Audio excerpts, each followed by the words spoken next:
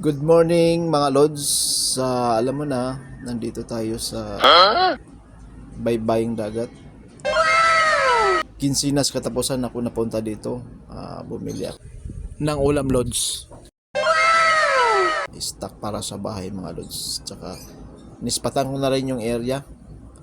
Masyadong mababa yung tubig dito mga lods. Hindi makalis-alis yung sasakyan, no? Di ba? Yan, no? Ay yung mga tao naka-standby pa sa gilid.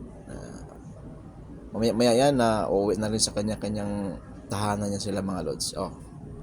Yan, oh, di ba? Yan.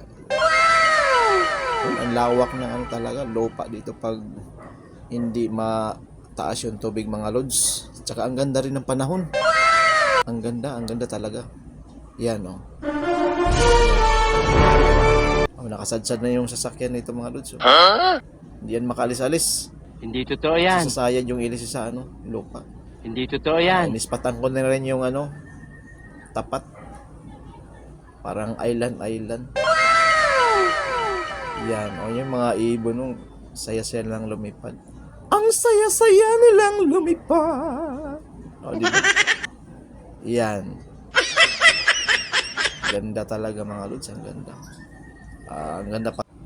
Maraming salamat sa panonood. Huwag kalimutan mag-like at mag-share. Babus!